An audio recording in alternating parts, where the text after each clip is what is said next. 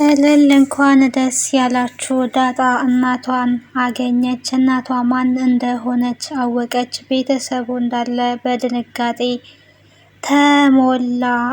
ማርቲ እና አቶ ደረጀ ደንግጠዋል፣ ተፋጠዋል። ሰላም እናቷ እንደሆነች እንግዲህ ዳጣ አረጋግጣለች። ደስ ብሏታል። በደስታ እሷ ፍንጥዝ ብላለች። ማርቲ እና ደረጀ ደግሞ ሌላ ፍጥጫ ውስጥ ገብተዋል። መላ ቤተሰቡ የሰማውን ነገር ማመን አልቻለም፣ ተደናግጧል። ሰላም ጤና ይስጥልኝ ውድና የተከበራችሁ የቻናል ቤተሰቦች እንዴት አላችሁ? በያላችሁበት ሰላማችሁ ይብዛ። ለዚህ ቻናል አዲስ ከሆናችሁ ሰብስክራይብ በማድረግ ቤተሰብ ሁኑ። ነባሮች ደግሞ ሼር፣ ላይክ እያደረጋችሁ እንድታበረታቱኝ በአክብሮት እጠይቃለሁ። ቀጣዩን ዳጣ ድራማ ወደ እናንተ ይዤ መጥቻለሁ። በመግቢያው ላይ እንደተመለከት ነው ሰላምዬ እንግዲህ ዳጣን እያወጣጣቻት ትገኛለች። የት ነው የተወለድሽው? የት ነው ያደግሽው? ጋሽስ ከጎዳና ላይ እንዴት ሊያገኘሽ ቻለ? መቼስ በአጋጣሚ ነው ልትይኝ አትችይም። እስኪ ሁሉንም ነገር ንገሪኝ ዳጣ፣ እስኪ ሁሉንም ነገር አስረጅኝ በማለት ሰላምዬ እንግዲህ ጥያቄዋን ትደረድራለች። ከዚህ በፊት እኮ ህይወቴን እነግርሻለሁ። የኔ ህይወት ልክ እንደ ህንድ ፊልም ረጅም ነው። አንቺ ጊዜ ካለሽ ልነግርሽ እኔ ዝግጁ ነኝ፣ ምንም ችግር የለውም፣ ግን ጊዜ ይፈልጋል ብላት እንደነበረ ሁላችንም የምናስታውሰው ነገር ነው። ሰላምዬ እንግዲህ ዳጣን ብቻዋን በሌሊቱ ቁጭ ብላ ባገኘቻት ጊዜ ሁሉንም ነገር እንድትነግሪኝ እፈልጋለሁ በማለት እንግዲህ ጥያቄ አቅርባላታለች። ዳጣም እንግዲህ ሁሉንም ነገር ለሰላም ነግራታለች። ሰላም እና ዳጣ እናትና ልጅ እንደሆኑ ተረጋግጧል። እንኳን ደስ ያላችሁ! የዘበናት የዳጣ ጥያቄ ተመልሷል። ዳጣ እናቷን ለዘበናት ለ18 ዓመት ሙሉ ስትፈልግ ቆይታ ነበረ። አቶ ደረጀንም እንግዲህ አባቷ እንደሆነ ካወቀችበት ሰዓት ጀምሮ እናቴ በህይወት አለች ወይስ የለችም? እናቴን ማግኘት ፈልጋለሁ፣ እናቴን ማወቅ ፈልጋለሁ እያለች በጣም ስታስቸግር ነበር። አቶ ደረጀም እንግዲህ ቆይ ልጄ ጊዜው ገና ነው፣ ተረጋጊ፣ ሁሉንም በሂደት እናስተካክላለን። አሁን ላይ ቶሎ ቶሎ የምናደርግ ከሆነ ቤቱ ይበጠበጣል። እኔ ትዳሬን በጣም ነው የምወደው፣ ትዳሬን በጣም ፈልጋለሁ። ትዳሬ ላይ ምንም አይነት ችግር እንዲመጣ አልፈልግም። ስለዚህ መረጋጋት አለብሽ፣ ተረጋጊ። ሁሉንም በጊዜ ሂደት ቀስ በቀስ እናሳውቃለን። ከኔ ጋርም ዲኤንኤ ምርመራም እናደርጋለን። ሁሉም ይደርሳል።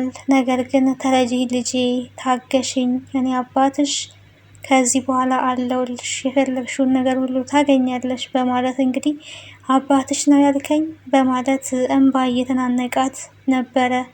አባዬ በማለት እሷም ስትጣራ የነበረው ምክንያቱም ለ18 ዓመት ሙሉ የቤተሰብ ናፍቆት፣ ኬት ነው የመጣሁት? ኬት ነው የተወለድኩት? ዘሬ ምንድን ነው? የሰው ዘር ነኝ ወይ? ከማን የተወለድኩት? የሚል ለ18 ዓመት የቆየ የልጅነት ጥያቄ ተመልሶላታል። በጣም ደስ ይላል። አባቷን እንግዲህ በብዙ ፍለጋ ሞገስና ብሩክ፣ በተለይም ሞገስ ታገኛለሽ፣ ተስፋ አትቁረጪ፣ ወላጅ ካለ ሰው የተፈጠረ የለም፣ ካለ እናት የተወለደ የለም።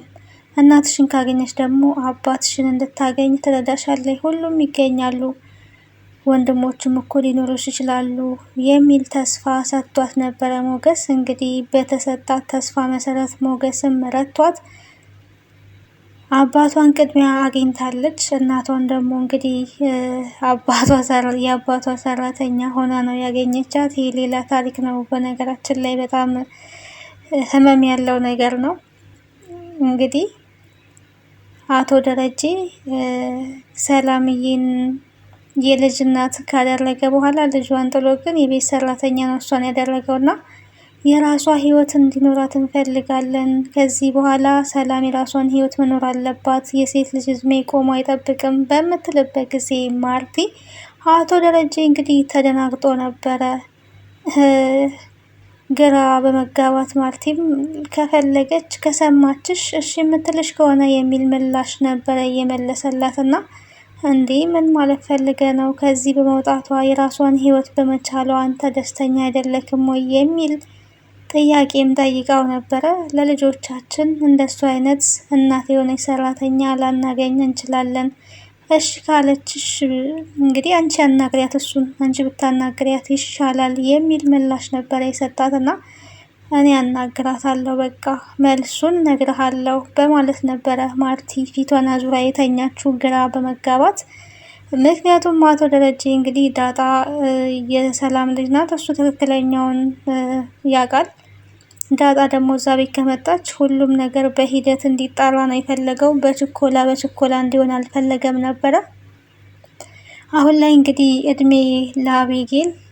ሰላም ጥያቄውን በጀመረችው መሰረት ዳጣ ሁሉንም ነገር ጎዳና ተጥላ እንዳደገች ራሷን ያገኘችው ዳጣ አዲስ አበባ ጎዳና ላይ እንደሆነ አቶ ደረጀን ደግሞ ቤተሰብ ስትፈልግ አቶ ደረጀን አባቷ እንደሆነ ሁሉንም ሚስጥር እንግዲህ ለሰላም ነግራታለች። ሰላም ደግሞ እንግዲህ ዳጣ የአቶ ደረጀ ልጅ ከሆነች የሰላም ልጅ ናት ማለት ነው። ልጇን አግኝታለች። ይሄ በጣም የሚያስደስት ነገር ነው።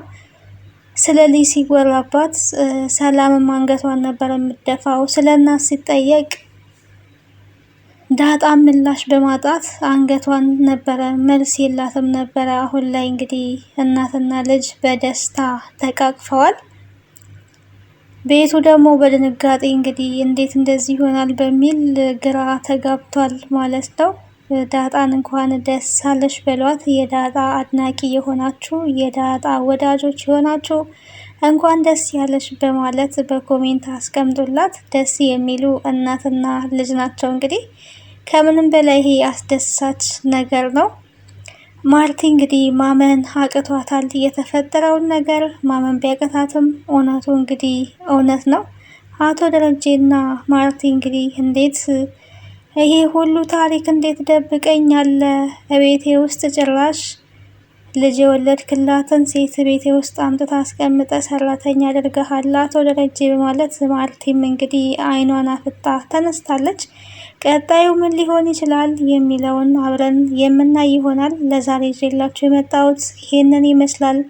ቤተሰብ ያልሆናችሁ ቤተሰብ ሁኑ። ሀሳብ እና አስተያየታችሁን በኮሜንት አስቀምጡልኝ።